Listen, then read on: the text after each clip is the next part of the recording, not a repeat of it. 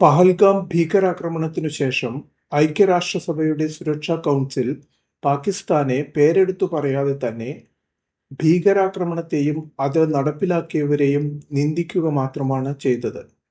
അതേ നിലപാടാണ് അടുത്തിടെ പൂർത്തിയായ ക്വാഡ് വിദേശകാര്യ മന്ത്രിമാരുടെ യോഗത്തിലും കാണപ്പെട്ടത്.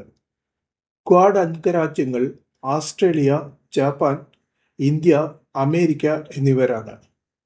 പൊതുവെ ഇത്തരം ഭീകരാക്രമണങ്ങൾക്ക് വേണ്ടി ഒരു രാജ്യവും അവരുടെ രാഷ്ട്രീയവും വാണിജ്യവും സംബന്ധിച്ച താൽപ്പര്യങ്ങൾ അപകടത്തിലാക്കാൻ തയ്യാറാകില്ല. ഇന്ത്യയിലെ കുറച്ച് സാധാരണ പൗരന്മാരുടെ മരണം അവർക്ക് അത്ര ഗൗരവമായ കാര്യമല്ലല്ലോ.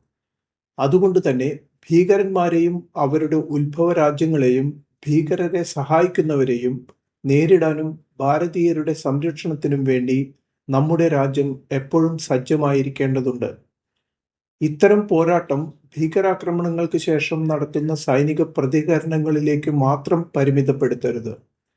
ആവശ്യമെങ്കിൽ ആക്രമണങ്ങൾ തടയുന്നതിനായി ഇന്റലിജൻസ് വിവരങ്ങളെ അടിസ്ഥാനമാക്കി മുൻകൂട്ടി നടപടികൾ എടുക്കാനുള്ള ധൈര്യം നമുക്കുണ്ടാകണം. ഇന്ത്യ അതീവ ഗൗരവത്തോടെ ഈ ദിശയിലേക്കുള്ള വളർച്ച കാണിച്ചു തുടങ്ങിയിരിക്കുന്നു.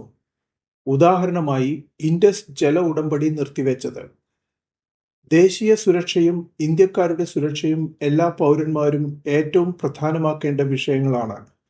അതുമായി താരതമ്യപ്പെടുത്തുമ്പോൾ പാകിസ്ഥാനുമായുള്ള ഹോക്കി, ക്രിക്കറ്റ്, സിനിമ തുടങ്ങിയവ വളരെ ചെറിയ വിഷയങ്ങളാണ്. ഈ സാഹചര്യങ്ങളിൽ അവ ആവശ്യമെങ്കിൽ നിർത്തിവെക്കുന്നത് തന്നെയാണ് നല്ലത്.